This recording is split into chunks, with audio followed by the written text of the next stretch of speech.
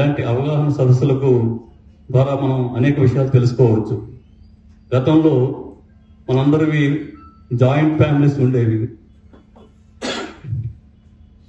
సంపాదన ఎంతైనా ఇంటి పెద్ద లేదా జాయింట్ ఫ్యామిలీలో ప్రముఖమైన వ్యక్తి ఏది గైడ్ చేస్తే అదే మనం ఫాలో అవుతూ ఉండేవాళ్ళం. కానీ ఇప్పుడు ప్రతి ఒక్కరు, ప్రతి ఫ్యామిలీ కూడా న్యూక్లియర్ ఫ్యామిలీ అయిపోయింది. ఎవరికి వాళ్ళే స్వయం ప్రతిపత్తి, ఆర్థిక స్వావలంబన అవసరం ఏర్పడింది. ఈ క్రమంలో మనం ఎంతైనా సంపాదించవచ్చు, కానీ దాన్ని ఒక సక్రమ మార్గంలో వినియోగించుకోలేకపోతే అది ఎంత సంపాదించినా వృధా అయ్యే అవకాశం ఉంటుంది. కానీ మనం సంపాదించే ప్రతి రూపాయిని మనం ఎలా పెట్టుబడి పెట్టుకోవాలి, ఎలా దాన్ని వృద్ధి చేసుకోవాలి అనే కోణంలో ఈ అవగాహన సదస్సుకి విచ్చేసిన మన నిపుణులందరూ కూడా తెలియజేస్తారు. Happily financially independent. I know the RJ was just mentioning everyone talks about financial independence. It sounds very it's a big statement to make, but a lot is required in this. So with regards to, I'm sure, and how many of you are existing mutual fund investor or capital market investors here? You would have invested in mutual funds or in stock market. So I see almost like 60-70% hands going up. So welcome to you. And for the others who are going to be part of the capital markets or mutual fund industry, welcome to you too. And also thank you so much to the Enado team here. We really cherish this relationship. I know this relationship goes very long, and we are very happy to partner with you so that we can create such awareness across the length and breadth of this part of the country. And more importantly, what's extremely crucial when we talk about is the spirit, it was, or the theme what she was just talking about, creating wealth. So one question I like to ask, and I'll try to keep it a bit interactive with you. How many of you sitting here say that come where I don't need to work so much for money, the money should work for me more? Hindi में मैंने जितनी मेहनत इस पैसे को कमाने को किया है, the effort I've made to earn this money, I want my money that I've earned to make more effort for me.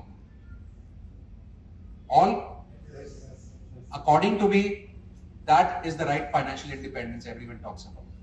Last ఒక 18 to 20 months గా మార్కెట్స్ చాలా బీటెడ్ అవుతూ ఆల్మోస్ట్ వరల్డ్ మార్కెట్స్ అన్ని కూడా బాగా చేస్తుంటే ఇండియన్ మార్కెట్ ఒకటే కొంచెం అండర్ పర్ఫార్మెన్స్ ఉంది.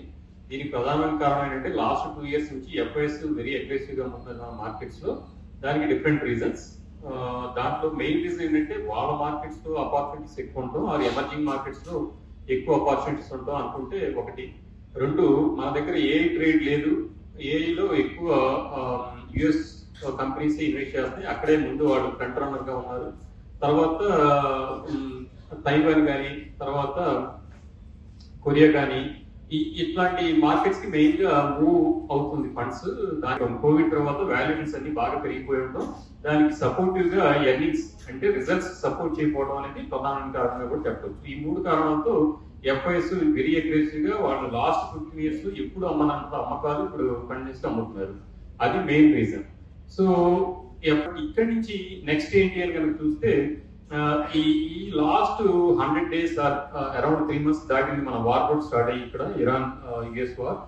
ఈ వార్ జరగటం వల్ల కూడా క్రూడ్ ఆయిల్ చూడకపోవడం, అంటే ఆల్మోస్ట్ $60 బ్యారెల్ ఉండే యావరేజ్ కాస్త దగ్గర $100 అరౌండ్ ఉండటం, దగ్గర $40 మనం దాన్ని అదనంగా మనం ఇండియన్ ఫండ్స్ అదనంగా దానికి అలొకేట్ చేయడం జరుగుతుంది. ఇదేంటంటే almost 5.5 million barrels per day మనం ఇండియా కన్జ్యూమ్ చేస్తుంది. ద థర్డ్ బిగ్గెస్ట్ కన్జ్యూమర్ గా ఇండియా ఉంది క్రూడ్ ఆయిల్. ఎందుకంటే మనం 70 to 80% ఎబో మనం క్రూడ్ ఇంపోర్ట్ చేసుకుంటాం. There is no substitute.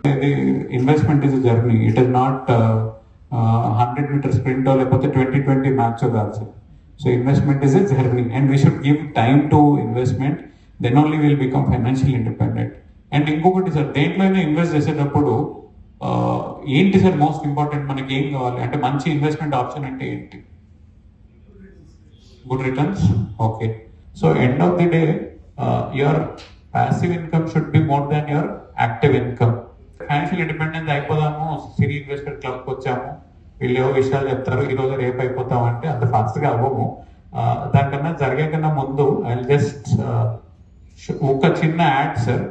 ఇది చాలా పాత యాడ్, మీరు కూడా చాలా మంది టీవీలో చూసుంటారు. యాక్చువల్గా తెలుగులో వెతికాను, దీనికోసం దొరకలేదు.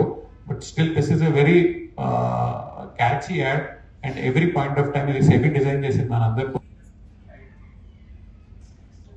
6 महीने के बाद 20,000. अच्छा, जितना डालो उतना डबल डबल. हाँ, इससे कुमार है ना, उन्होंने भी इन्वेस्ट किया था. अरे वो अपने कुमार सर है ना, उन्होंने भी इन्वेस्ट किया था. आज क्या नहीं है उनके पास? गाड़ी, बंगला है, गाड़ी है.